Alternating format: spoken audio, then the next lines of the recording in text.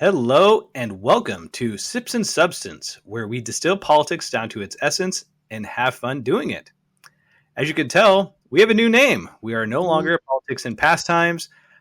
We felt that this name was more descriptive of what we're trying to do. So we hope you all like it. I'm Justin. I'm coming at you from the center right. As an engineer, I'm very process and data driven. So I'll do my best to filter out all the nonsense that you see in politics and just focus on the reliable signals and the substance. I'm Jonathan, and I'm probably a lot of the nonsense that he's going to try to filter out because I'm a professor, and so I, if anything, tend to go a little bit long in my explanation. So just good that Justin's here to keep me honest. I'm a little bit more left wing than he is, especially in domestic politics. Probably not so much in international relations. Today we've got a lot of stuff on tap about the DNC. What I know we have some special arrangements we made for this week. What is your approach to honoring the DNC in our podcast here today, Justin? Well, the DNC was in Chicago, so today for lunch I'm having a deep dish pizza. All right. So I've got, as it might not surprise you, a beer for the occasion. I have a Chicago area beer. It's actually from Gary, Indiana, but that's close enough. Where I was introduced to Three Floyds is in Chicago, and Zombie Dust is just an outstanding pale ale. Not quite as bitter and full of hops as a traditional IPA, but really, really solid and very well balanced. And I also have my left-wing beer shirt. It's not really left-wing, but it's a very political beer shirt from Revolution Brewing in Chicago to tie everything together. So as you can tell, we're going to be doing a deep dive on the DNC in terms of strategy, things like that. And then to build on the concepts of, media, we're going to discuss fact checking and the role the media plays in it. All right, enjoy. All right, so let's dive right into the Democratic National Convention. Now, the way we're going to do this is we're going to talk about the high-level strategy and basically talk about what the conventions are for and if the Democrats accomplish their goals in that regard. We're not really going to discuss, viral moments and things like that. So, are the Democrats adhering to a particular strategy? I would say yes. One of the main things that they did was they redefined freedom, and that was a pretty big focus. They focused on the future. One of the taglines was, "We're not going back." They were a very welcoming party. They had several Republicans speak.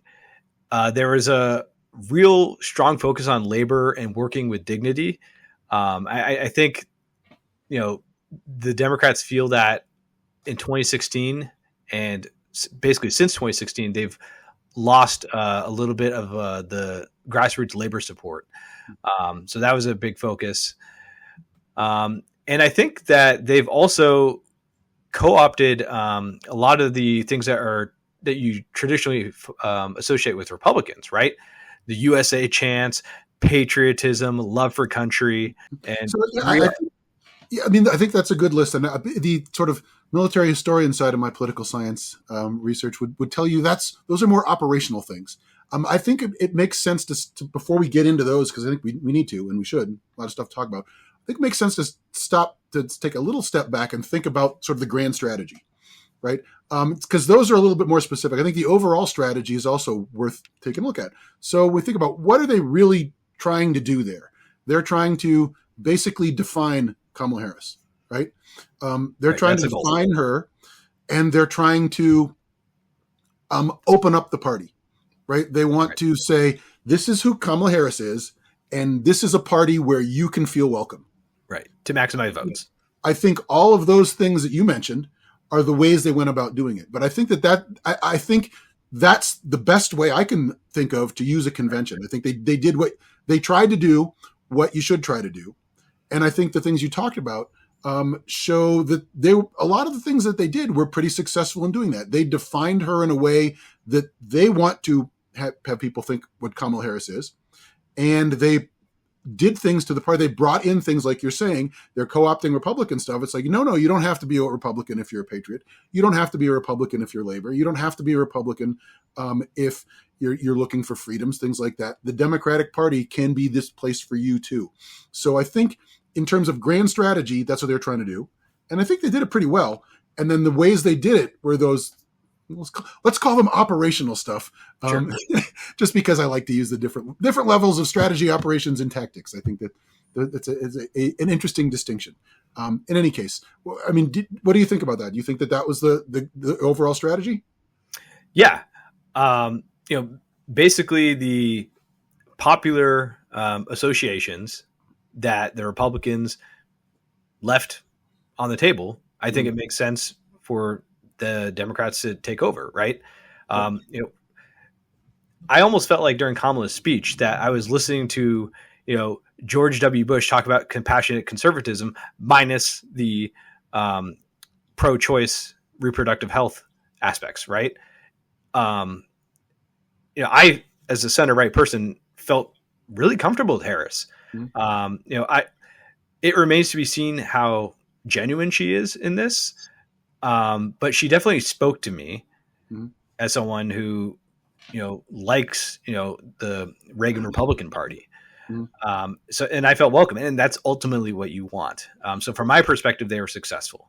Yeah. I think one thing that was really interesting to me is how much she avoided identity politics, right? The Democrats have gotten a lot of criticism, and I think a lot of it rightfully so, for being the party of identity politics of late. And the Republicans are already trying to point, oh, she's this, she's that, and she's a DEI candidate and all that. She didn't even talk about identity politics, right? She didn't let it define her. She didn't let her identity define her. And her identity is, I don't want to say inconsequential, but sort of tangential to what she's talking about as a candidate. And I think that was a really sound move. It wasn't like, vote for me because I'm the Black woman South Indian candidate. It was, vote for me because I'm an American. I have an American story that's not dissimilar to everybody else's American story. We were all immigrants at one point in time.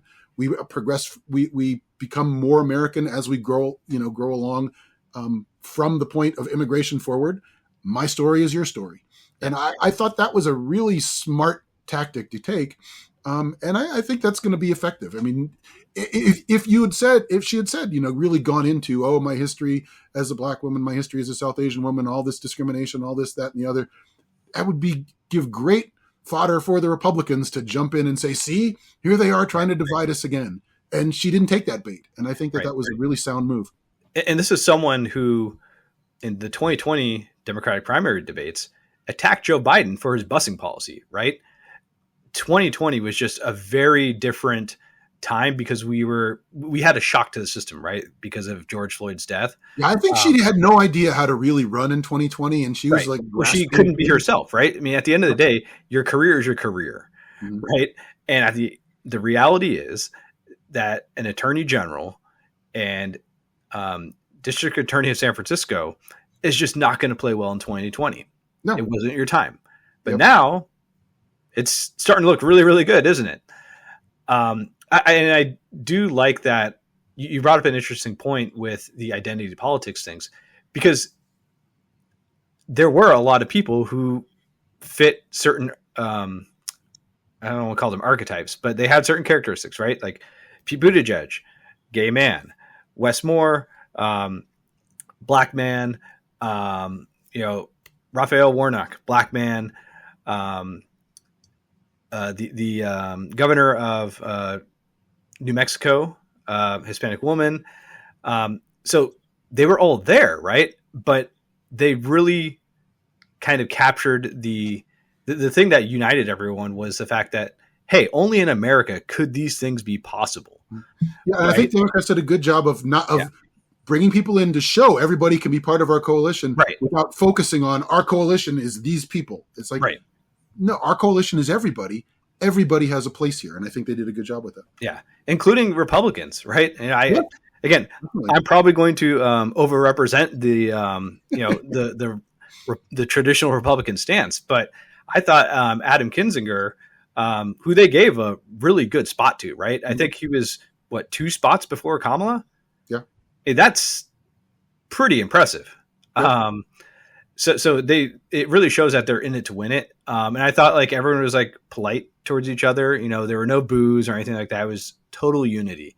And then some of the things that, some of the quotes that Adam Kinzinger said, quote, "But I've learned something about the Democratic Party, and I want to let my fellow Republicans on the secret. The Democrats are as patriotic as us." Right? There's now a permission structure, right, for a lot of the traditional Republicans to vote for Kamala Harris because of that welcoming message. And then I'll say another quote, because at the end of the day, you want to make this about Kamala, right? She is the top of the ticket. He says, "And tonight, as a Republican speaking before you, I'm putting our country first because the fact is I do belong here. I know Kamala Harris shares my allegiance to the rule of law, the Constitution, and democracy, and she is dedicated to upholding all three in service to our country. Whatever policies we disagree on pale in comparison with those fundamental matters of principle, of decency, and of fidelity to this nation." And then the former Lieutenant Governor of Georgia, Jeff Duncan, said, "If you vote for Kamala Harris in 2024, you're not a Democrat, you're a patriot." Right? Yeah, I thought that those were all good. The one thing I will say about their use of Republicans is, how could they not get Liz Cheney there? That's what I didn't understand. She would have had the best name recognition among all those people. People know Adam Kinzinger a little bit, but people really know Liz Cheney. And I would have thought that they would have been able to have some sort of accommodation to get her there, because she said she wants to do everything she can to oppose Trump. So that's the one. Right. Why isn't she there was a question for me. It's sort of like why isn't Beyonce there after they've been talking up Beyonce? But that was sort of a little tactical error for the people looking for celebrities. But yeah, I'm wondering what Liz Cheney is up to. Honestly, it could be her name, right? You know, there still is a lot of bad blood towards George W. Bush due to the Iraq War. Yeah, I suppose. And, Cheney was the number 3 Republican. It just might have been a bridge too far, right? Yeah, I guess you may have not been able to get as much unity amongst the delegates. Whereas if I suppose that's possible. You're getting tier B, tier C politicians, right? Mm-hmm. I don't want to take anything away from them. They're a lot more successful politically than we will ever be, but at the same time, Adam Kinzinger was the token Republican besides Liz Cheney on the January 6th committee. And then he got, when the redistricting happened, he got the short end of the stick, right? He ended up losing election. So, in a way, the Democrats kind of screwed him in Illinois. But now that said, I would do everything I can to try to get Liz Cheney out on the trail everywhere I think it would be useful. Yeah, I mean, I don't know if her being on the trail is useful. I think it couldn't hurt. Yeah, I think creating some sort of like PAC or super PAC where you're specifically targeting a certain segment of voters. Isn't that what she's doing? Not, I mean, something like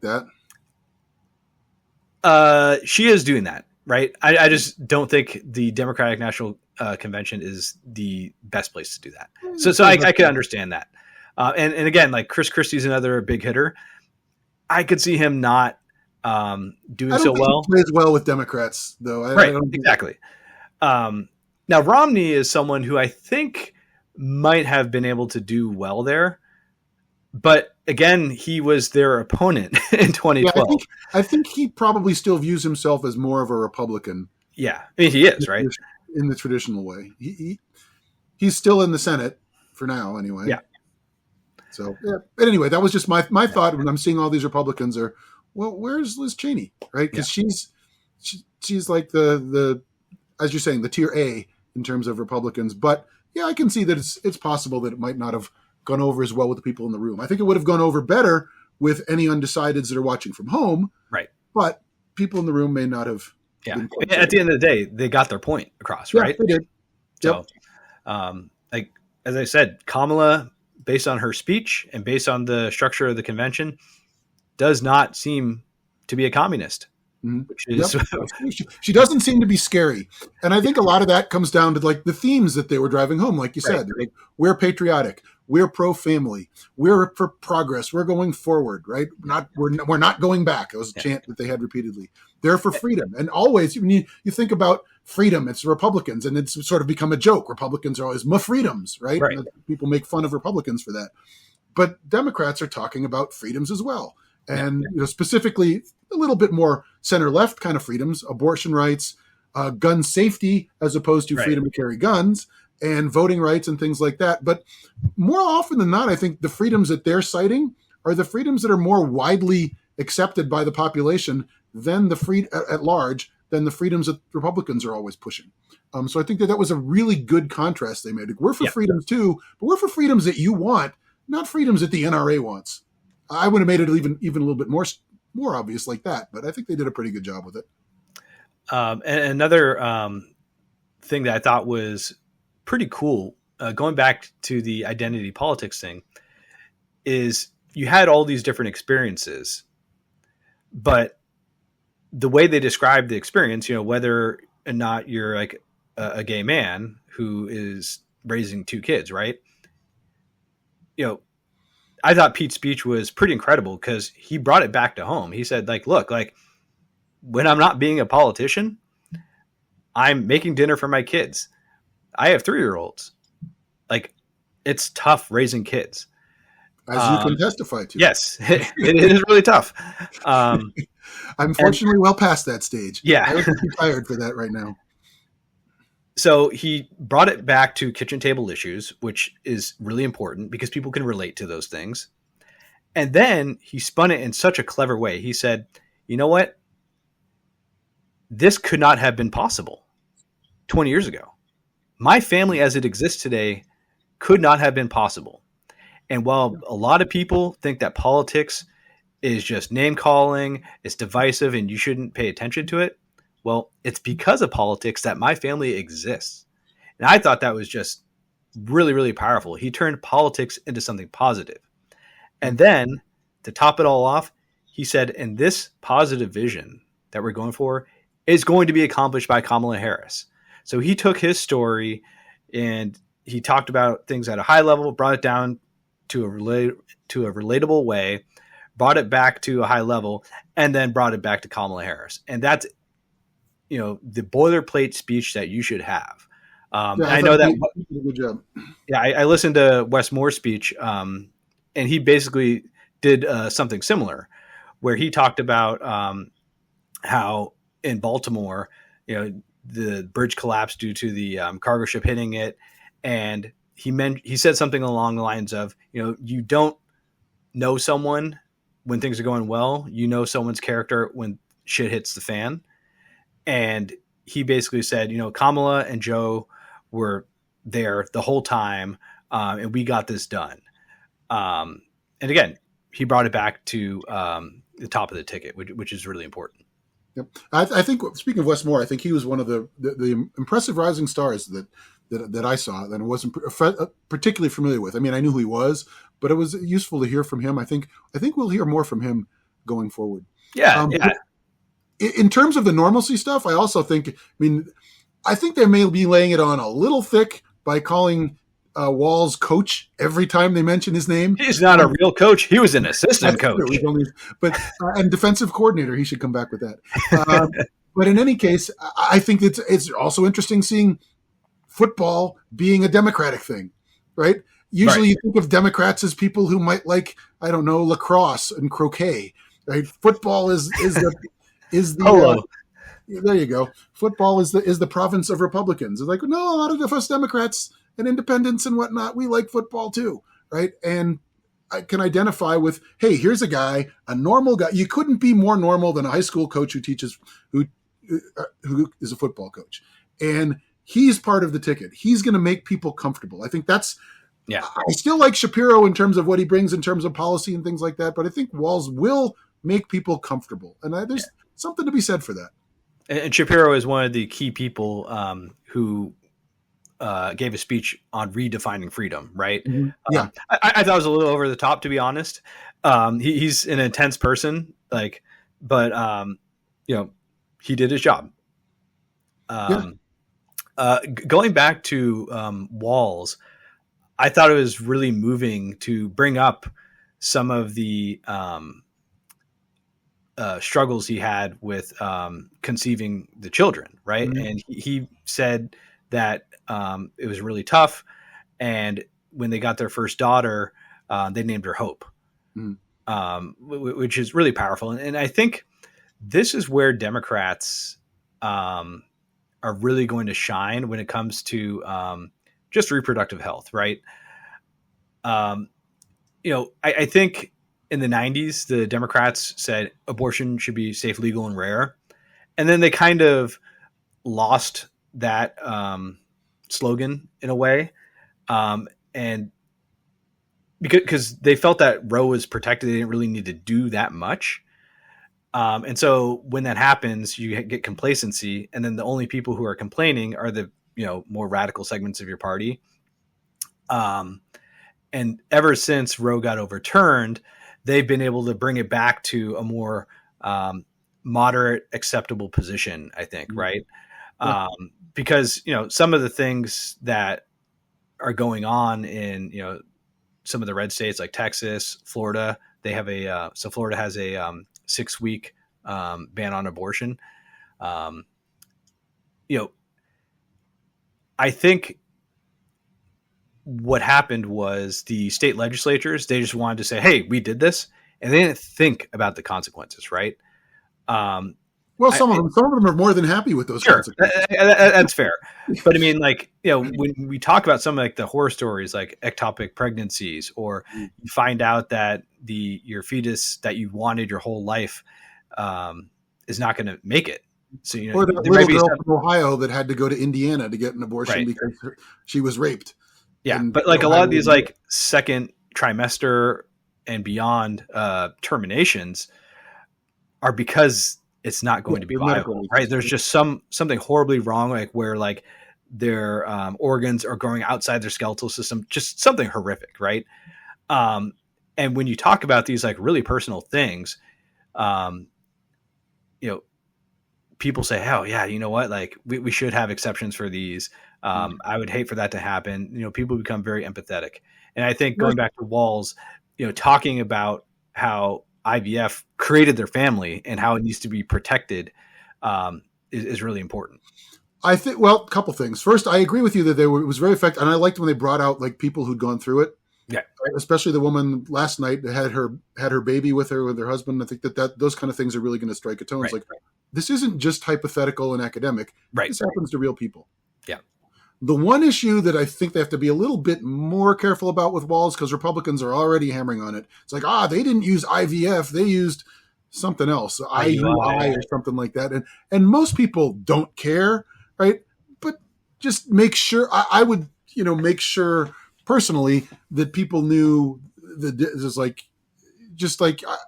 yeah. The only two things that he's imprecise twice in his life with his language about carrying weapons of war in war just because it was a good phrase, right? And using and sort of implying that he used IVF when he really didn't.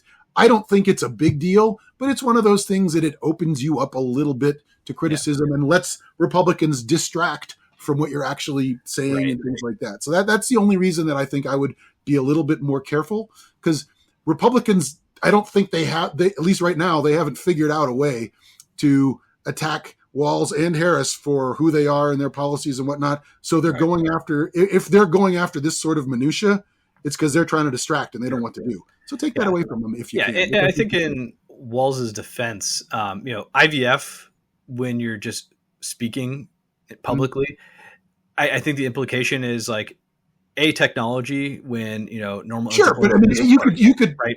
If you say IUI on the campaign trail, I think you don't need to say that. But I would just say fertility treatments. Something that's fair. Yeah, saying fertility treatment is probably the best. It's a really simple thing, and it just takes that issue away from them, and then they have to actually think about something a little bit more substantive than saying, "Aha, we got you," and okay, yeah, you got us. Yeah. The last theme that we should discuss is non-complacency, right? Walls said, "We are down a field goal. but we had the ball. It is the fourth quarter, right? Kamala Harris has been saying we are the underdog. There was definitely like this theme about how, And hey, Michelle we need to Obama fight was for this. Michelle Obama. I think was we need to do something. That was her Right. thing. Wasn't it? Was it her or Oprah? I can't remember whom. To be honest, I did not watch either of those speeches. Okay, but that was the big thing. We need to do something. You can't. And then the whole Kamala's thing. When we fight, we win. Right. That we need to do something. I think you're right. I think it's a really good point that they're making. Is like, we got a chance now. Don't say, oh, we got it won, I don't need to vote. Make sure you do stuff. Right.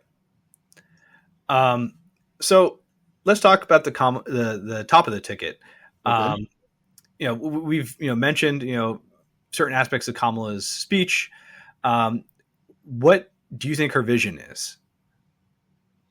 So I think if I'm going to describe her in like the high level, I would say she is far less progressive, right, than I've heard her defined for years. The policies that she's talking about, she's got some progressive elements in there. Sure. But she's far more center left than wacky left.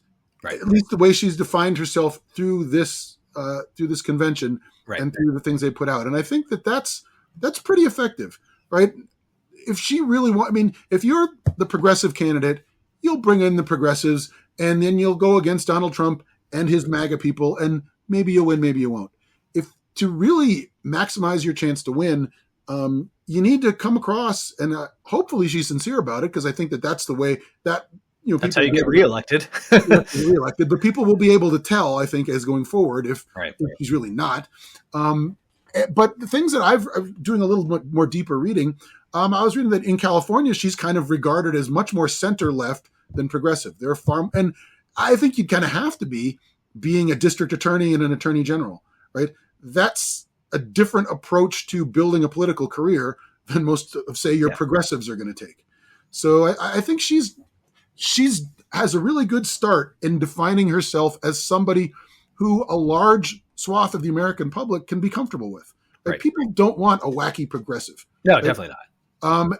But center left, even people who are center right, like you, can identify with that and say, you know what? I don't disagree on everything, but I don't feel uncomfortable with the approach she's taking. Yeah. And I think, like, when you're doing coalition building, as long as there's something there for you, that's fine. Every other Western democracy that's a parliamentary system, you have all these multiple parties, they all come to agreement and say, okay, hey, if you pass these things, we'll give you this, right? So, and from my perspective, I find her foreign policy to be acceptable, right? Me personally, foreign policy is the number one issue. I know that 95% of the population would disagree with that. But for me, Ukraine policy and containing China by making, strategic alliances with South Korea, Japan, Australia, and now Vietnam, I think defending Taiwan, of course, I trust her to do that. Right. I was really impressed with Biden in that regard. I think he could be tougher in the Middle East, but it's not a deal breaker, right? And the way Kamala, talked about her vision for foreign policy, it was tough. She was very strong on condemning Hamas and terrorism in general. And I think she also triangulated the Gaza situation very, very well, right? She talked about the victims of, October 7th in a really productive way. But she also said that far too many innocent people have died in Gaza. Mm-hmm. And I think that's the best you can do, right? At the end of the day, you need to take a majority position on this issue. And I think most people support a ceasefire to some extent. They just want the suffering to stop, right? So I think one of the things, I'm going to get a little political sciencey here for a minute, because I'm enjoying this sort of weird laboratory experiment to this election. Traditionally, when we have our primary elections, the candidates split to the sides, right? Because the people who vote are the activists, the people who are really into the politics, and you're going to get your far left and your far right, and they're going to elect a candidate, and then traditionally that candidate comes back into the middle for the general election, sometimes successfully, sometimes not. Donald Trump has been interesting because he doesn't bother with that. Right. He's far right, and he stays in the far right, and he thinks he can animate enough people that will vote for him. Worked once, didn't work the second time. Let's hope it almost worked the second time, though. That's the thing. But it didn't. It almost, but it didn't. Fortunately, it didn't. Kamala Harris, I think, has a real advantage that she didn't have to run in a primary. She didn't have to go left to appeal to all the progressives. She doesn't have that anchor of progressive pandering to try to get rid of now that we're at the convention and she's got to appeal to a general election audience. So she comes in just at the convention where she's already got the nomination. Her only job is to appeal to the general election audience. She doesn't have to worry as much about appealing to progressives as she would have in a primary. So she doesn't have to worry about, doing damage control over things she may have said or policies she may have promised to get those progressives on board. So I think the Democrats are in a far better place policy-wise and appeal to the center of the country than they've been in a long time. I think Biden was pretty good at that because he's sort of a center person. Right. And he was sort of the exception, running as sort of a center person to beat Donald Trump. Right. But traditionally, that's not what the Democrats are really about. And neither party does that, right. The other candidates weren't like that at all in the primaries. Even Kamala Harris felt she had to be farther left in that primary, and it didn't work out. So it's an interesting position to be in this time where it didn't have to do that. Yeah.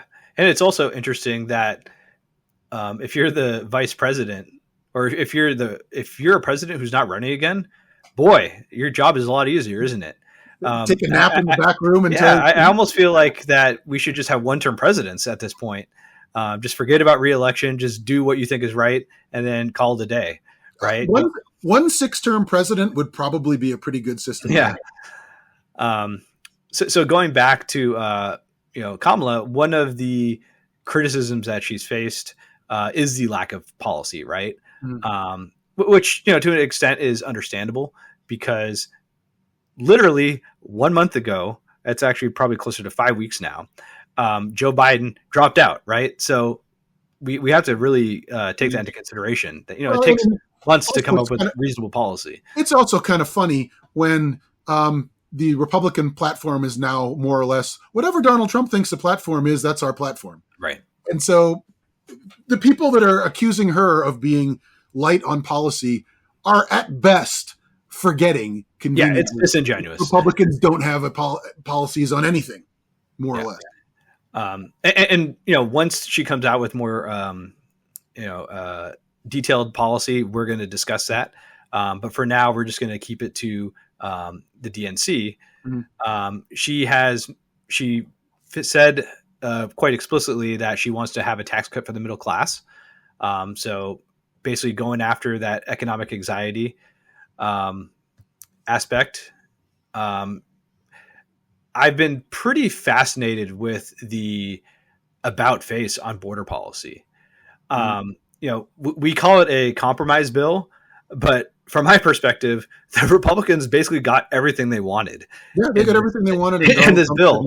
And then they still torpedoed it, which I think is insane. But it's going to help her quite a bit that he said no to that. Yeah, agreed. And the fact that she wants to keep it, I think is really, really interesting. But at the end of the day, that's where the country is.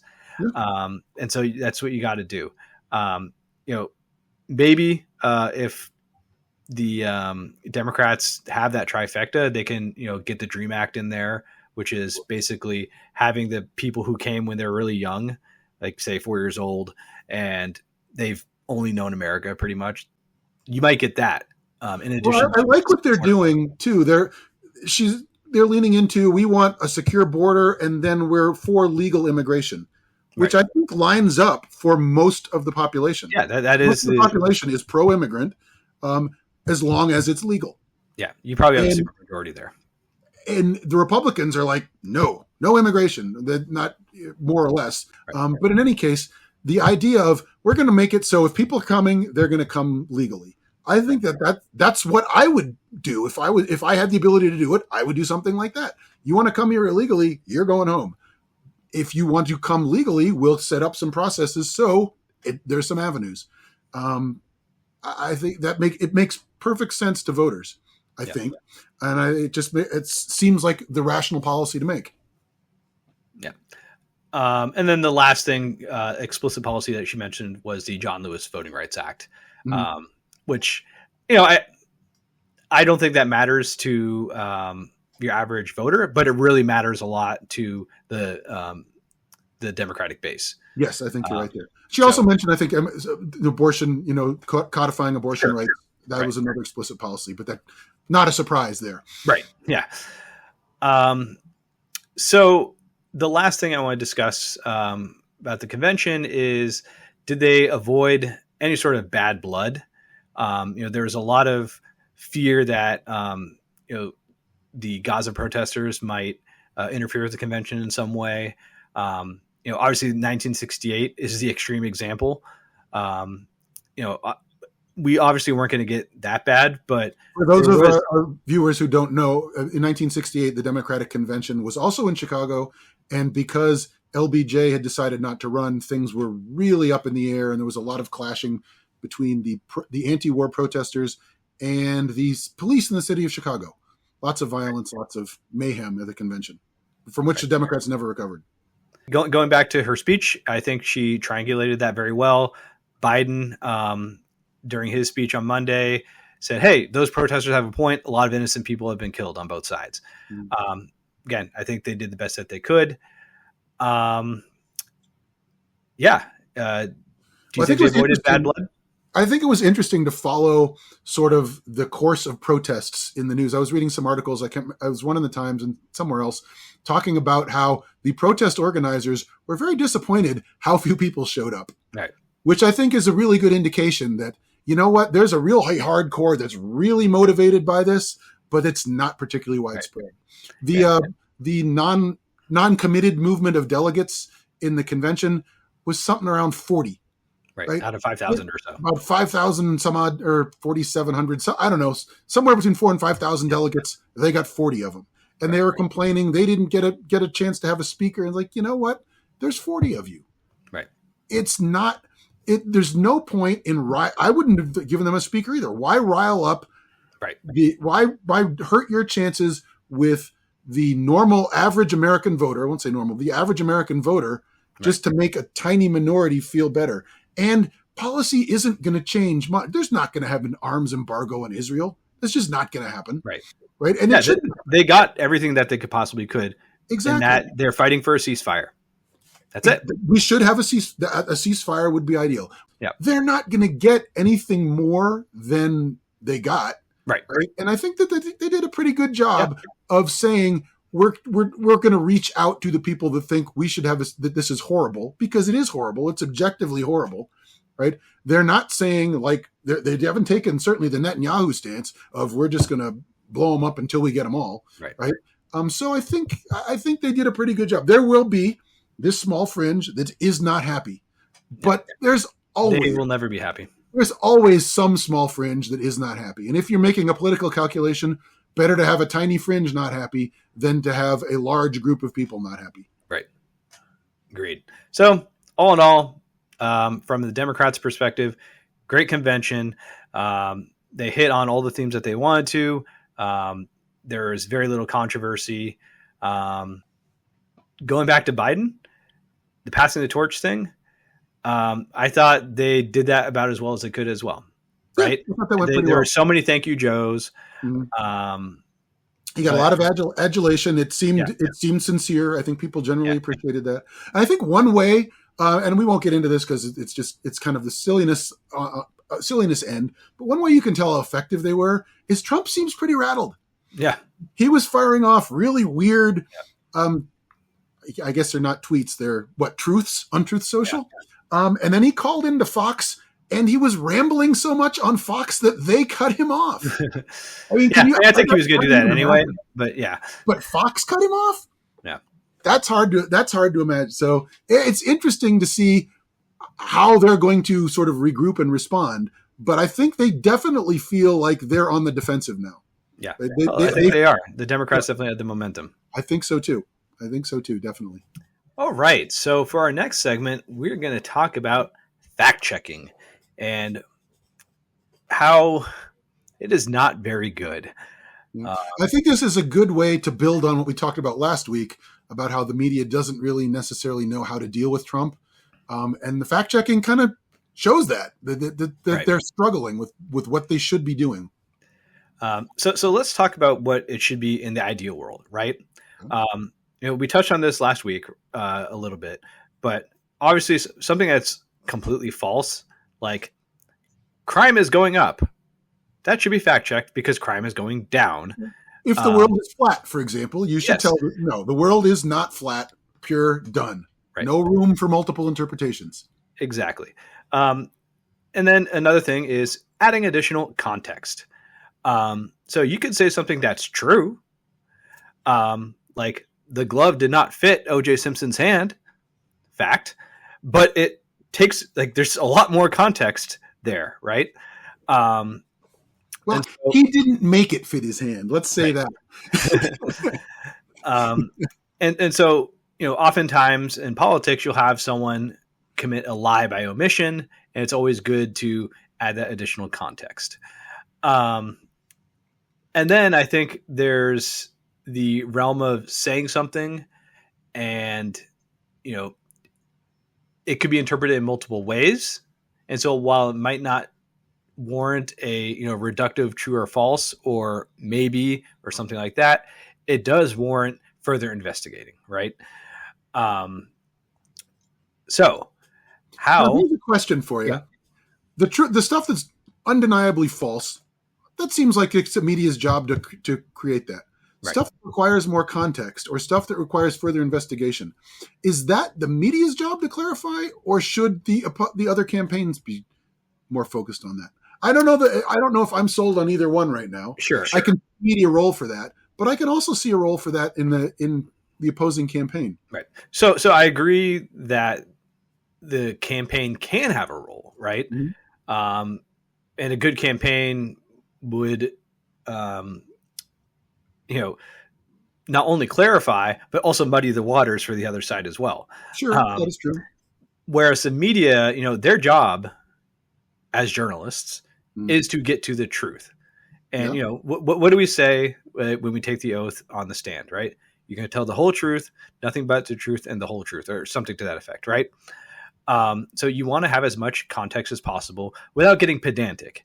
And that's one thing that I think that fact checkers kind of go astray with, is that they become pedantic. Good word for the day, by the way. Yeah. So, someone might say, we created, 2 million jobs. Okay. But the number is like 1.8 million. And they'll fact check that. It's just like, look, at the end of the day, it's the right order of magnitude. And the essence of what they're trying to convey is that jobs were created in a large amount. Cool. So do you have anything to add, or should we go into some of these examples that we have? No, I think that kind of sets us up for what we're talking about. I mean, it's still to me seems a little bit. We run the risk of ending up where we're at, I think, with the fact checking when we sort of expand their role, right? When we think they're not just there to say this is false, this is true, move on from there. I don't like the fact checks when they say, well, this is kind of true if you take in this context, because then you're putting somebody in the position of being arbiter and determining for us what is true and what is not. It's a little bit different role than saying this is just objectively true and this is just objectively false. I think the more we rely on these fact checkers, which I'm not sure that that's a really great thing to do, is for people just to say, well, I'll just see what the fact checkers have to say. Take a minute and check yourself. I mean, we can, again, you can't check all the time, but if there's something that you're really interested in, if it's, because most people aren't going to care. Most people understand, I think, politicians exaggerate. Sure. And when the fact checkers say, this is a bit of an exaggeration, people are like, it doesn't really matter. It's the ones that they're just flat out lying. I think that's where it's most useful and most important to do fact checking. My own personal. So I think the medium matters, right? Mhm. So on Twitter, for instance, there's not much content there. So someone might post a picture of like a ship on fire and say like, "Oh, look what the Houthis did to the U.S. Navy." Well, obviously false, right? Um, but it's important to have like these community notes here that says, "Hey, this footage is from this event." Do they So even do that on Twitter anymore? they do. Yeah, They the still do. community. Okay. Yeah, community notes is surprisingly good. Okay. Um, I'm now, surprised. I'll say yeah, that. I think when you're on TV during an interview, a good journalist will be able to fact check someone on the spot. Yes. I agree with you that maybe an interviewer shouldn't be in the job of providing that additional context, because that almost becomes a bit adversarial. But it also depends on the type of interviewer, right? True. If you remember Tim Russert on Meet the Press, Mm-hmm. he was a pretty tough interviewer, but everyone said he was fair. Yeah. Same with Ted Koppel back on ABC. Yeah. Now, when it comes to print, though, I think that's when you can have that additional context. Yeah, especially if you're doing an opinion piece. Right. And maybe I think like the best of all worlds is you almost have like each like news organization almost has like a committee of like say 3 people that could basically say, oh yeah, that's like a fair assessment, or like, no, this is completely nonsensical. That might be for the best. So I do think the medium should dictate the level of fact checking. Okay, that's fair. Okay, so now we're going to dig into the examples that make us. Yeah. So do you want to start with good examples or god awful examples? Oh, let's start with a good example. If everything goes right in the world of fact checking, right, okay. Let's talk about. Why don't you fire? Right. I think you had one you wanted to talk about. So I think a good example of fact checking when it comes to adding additional context is when Biden says we created the most jobs out of any presidency or something to that effect, right? That is true. A lot of jobs have been created since he took office. Now, I would argue that most of these jobs are going to come back anyway because they were artificially removed due to the pandemic. So let's just throw out a number and say 80% of these jobs, maybe more, would have come back anyway, regardless of what Biden had done, because the economy is just going to heal itself. Let's assume you're right. My counter to that would be if he's accurate that the jobs were created, why is it the news's job to point out that there are some extenuating circumstances that explain things in a different way? Shouldn't that be a political fact check by the other side rather than, because if he's not saying anything wrong, right? I'm not sure that to me doesn't, because it's almost like a lie by omission, right? Is it though? Like, because he didn't create those jobs, right? His policies didn't create all those jobs. You can make arguments that some of them could, for sure, like some of these manufacturing jobs due to the CHIPS Act, things like that. Fine, I can give him credit for that. But, if I'm writing this story, if I'm a journalist and writing that story, I'm not saying fact check, blah, blah, blah. I would say the context behind Joe Biden's claims. If his claim is correct, then it's correct. Here's where these jobs came from. And then let people make I wouldn't be challenging it in such a way. I don't like the format that says this is a correct statement, but. Sure. Yeah. I don't think you should say true or false in those. Right. So the lie by omission, you shouldn't say true or false when you when you reduce it to a binary value, right? It should be, let's add some more context. I think that's perfectly fair. I think it's semantic in a way, but important semantics, I wouldn't call it fact checking. If you check the facts, he's right. Okay, that's fair. And the fact check says yes. It's kind of like for me when Bill Clinton said Democrats have created 50 million jobs and Republicans have created 1 million jobs in the past 50 years or whatever. Right. I thought he was full of crap. I didn't believe that for a minute. So I went and looked it up, and he is right. But again, if that's the fact check, it tells you he's right, but you need to know a lot more to really understand what's going on. So I don't consider that a fact check. I consider that, and I would rather hear about it in terms of here's the context behind what Bill Clinton said. Because if you're simply checking the fact, he's right. Those are the numbers.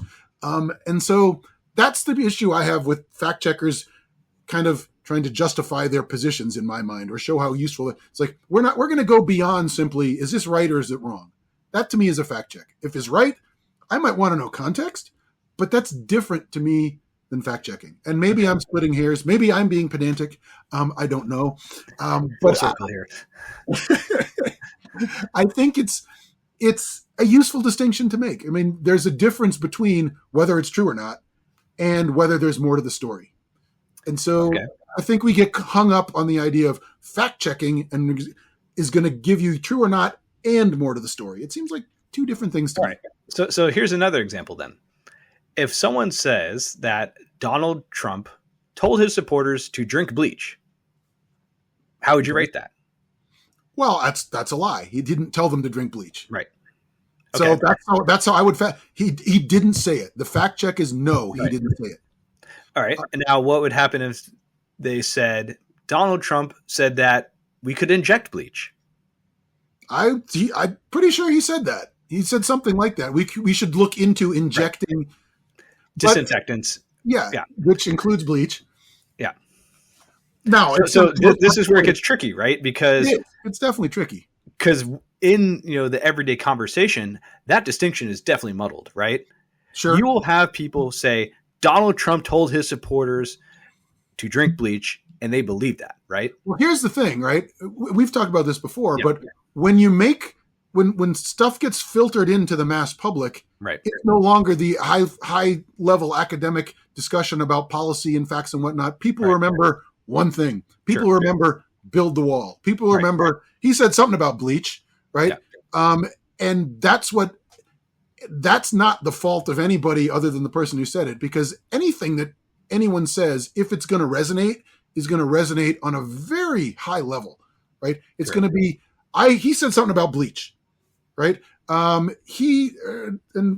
Democrats said something about jobs, right? Those are the kind of things, to be completely frank, I'm guessing the people who read the fact checkers, people like us, most people who don't read the news to begin with, certainly aren't going to then go back and read the fact checking about the news, right? So I think it's sort of, unfortunately, kind of a exercise in making themselves feel good. It's nice to be able to show, hey, these people are lying about this, that, and the other. But for most people who are going to read that, they're just not going to read that stuff. The high level thing is what's going to resonate anyway. I do think, though, if something has evolved in that way in society, it is up to journalists and the media to bring that back to the truth, right? So while there's this nebulous idea of Donald Trump and bleach in the mind of the public, I do think it is important for the media to say, hey, here's what actually happened, right? Donald Trump said something really stupid. Well, they did say that at the time. But again, he said that 4 years ago, and I think it's important, given that he's running again, that the record is set straight. So if you were the editor-in-chief of the Times, you'd tell somebody to go write a story on that now? Not necessarily write a story, but I would definitely have like a portal. We can call it the Truth Portal or something like that. So it's distinct from a fact-checking thing, but it just always provides that additional context. So it's like, oh, you search Donald Trump bleach. Oh, okay. Like he just said something really stupid. It wasn't a call to action, though some might interpret it as such. He was just riffing and being a dummy. I think that would be a fair assessment. Do you think the Republicans would find that a fair assessment? No, but too bad. It's the truth. Right? Like this is sort of my point, right? When you don't care about your feelings. When you're deciding what the context is, you're making decisions that go beyond simply this is accurate or not.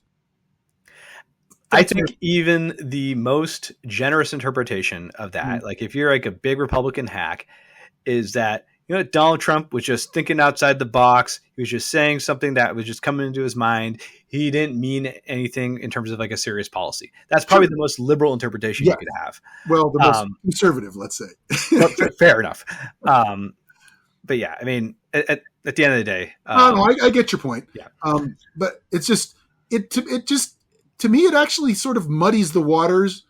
I hate you speaking cliches, but it makes it harder to figure out what's actual fact checking or not when they expand their role into context and interpretation, right? If I'm reading for fact checking and I can see this is a lie, this is a truth.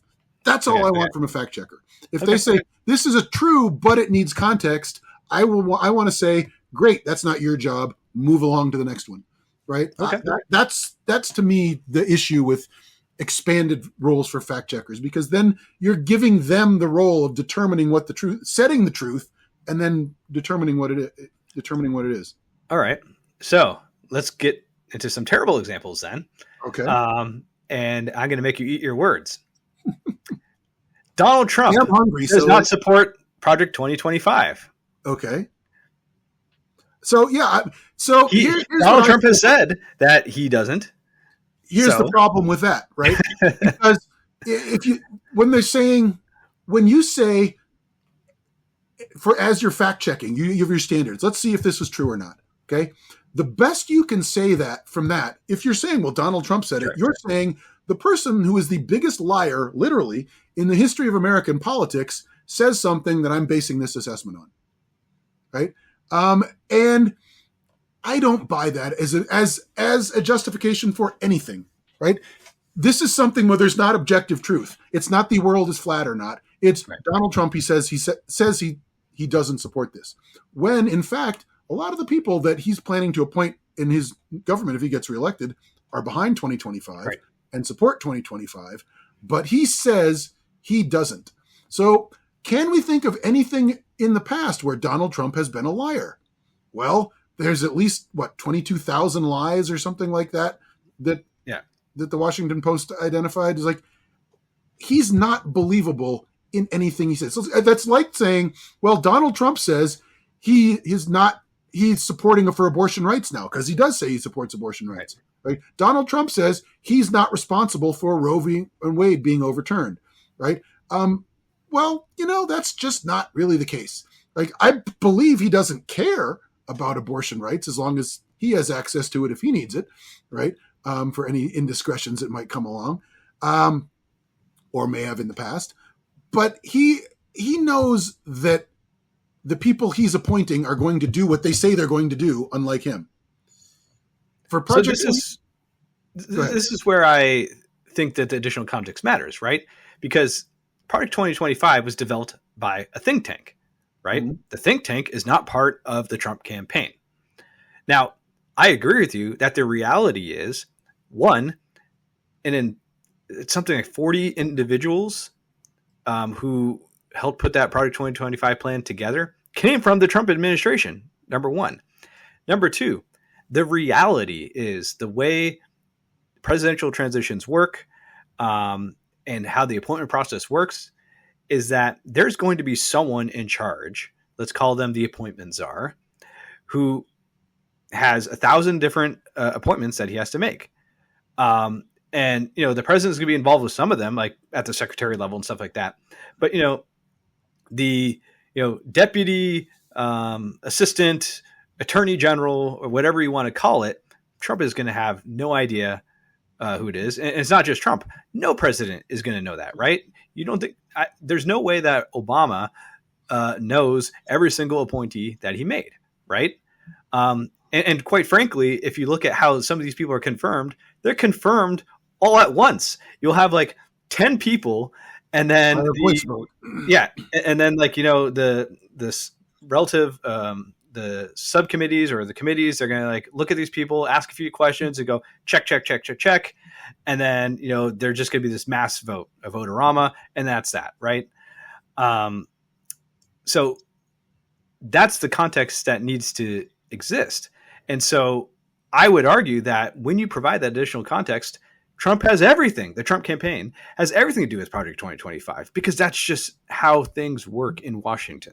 Even beyond the specific 2025 business, if you're using, say, the Democrats are making assertions, okay, and the Republicans refute them. That doesn't seem to be, to me, in the realm of fact checkers. That's especially when the Democrats make a common sense assertion, right? And the reason that the fact checkers are saying it's false is because a person who is a known liar denies it. It's like in the Trump incident, A common sense assertion, you shouldn't declare it false because somebody who you know lies tells you it's not true. I don't buy that at all. I don't find any use in that information. You could say, well, the Democrats say this. Trump says no, but we've documented Trump lying 22,000 times, so take that as you will. That could be all right. That's plenty of context. And it's saying the real objective truth of the situation. The Democrats say one thing, the Republicans say another. Because the two sides disagree, I don't think you can say, well, the Republicans are wrong, or the Democrats are wrong, or the Republicans are wrong for that matter.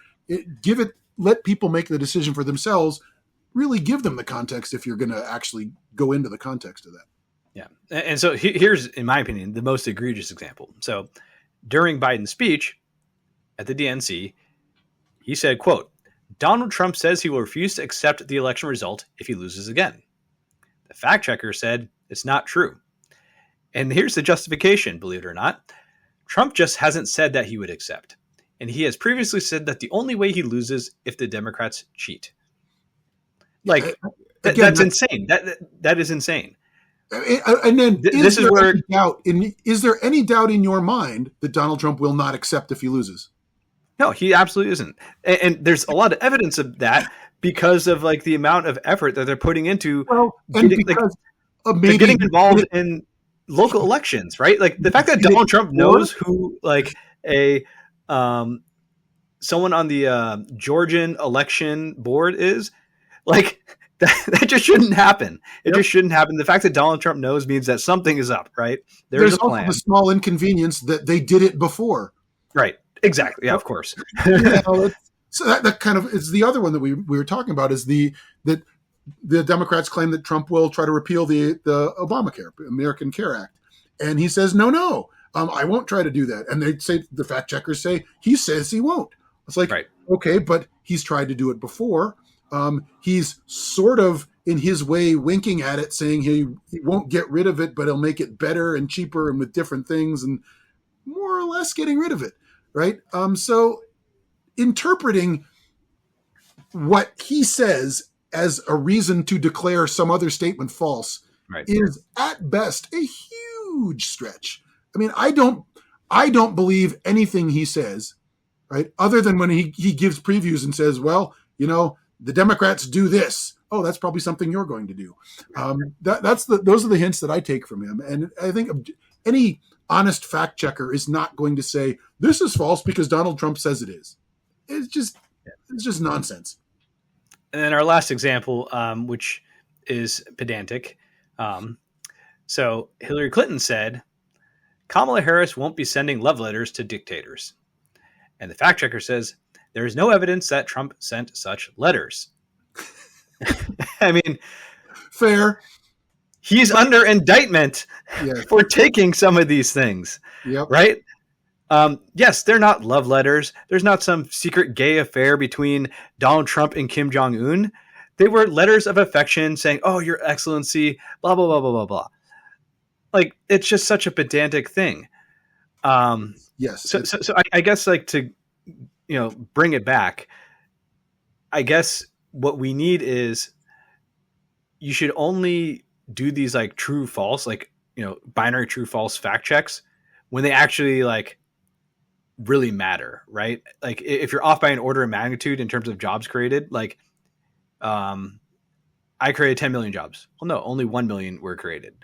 I think that's a reasonable thing to do. Pedantic stuff like, the love letter thing is nonsensical. I wouldn't even. Someone's rhetoric in a speech doesn't seem like a job for a fact checker. I will agree. And I think it's all part of the idea is like, these are new positions. And I think part of it is, hey, I'm a fact checker. I'm going to check the hell out of those facts. I'm going to check everything. Anything. And, people want to show that they have an important role to play. And I think some of them get a little carried away. And they also get carried away in trying to be fair, right? And the reality is if one side's lying 10 times more, well, they're going to have 10 times more lies. And therefore 10 times more fact checks. That's just, and what's funny the reality. Is you see these lies cited as evidence in the fact checks. Right. It's like when Donald Trump's, I've never heard of 2025. He's lying through his teeth. We all know this. Yeah, we actually have evidence of him discussing it on video. So So Yeah. I mean, it's like you shouldn't. If you know someone is a liar, take them at that, and know that what they say may or may not be true. All right. So to conclude, you know what? There's a lot of onus on the consumer, right? Yeah, I think As so. we said last week, read, read, read. Yep. And I just Um, want to mention one last thing, an example of CNN not being able to properly rein in their commentators. Last night at the convention, I was really sort of put off by Scott Jennings, even more than usual, when Democrats are waving their flags. And he's like, "Oh, you're waving flags this time only instead of burning them." And that's a paraphrase. I don't remember the exact lines because I wasn't taking notes while watching. But even he felt bad about that because later on he said, "Yeah, I made a snarky comment earlier." Didn't apologize, but pointed out yeah, that maybe off air they reprimanded him. So somebody must have said, "What the fuck, man?" yeah, Pardon my language. I mean, that is, yeah, it's like, you know what? That's not your. And he claims, "Oh, I'm not employed by a campaign. I'm just there to call things like I see it." Well, try to be a little more, call it like you see it, than a little bit more overtly partisan, because that was a cheap shot at best, and definitely deserves some pushback by somebody who didn't say something on air. Anyway, my rant right. about CNN. Yeah, there you go. Well, to our listeners and watchers, thank you for listening. We will see you next week. Bye bye.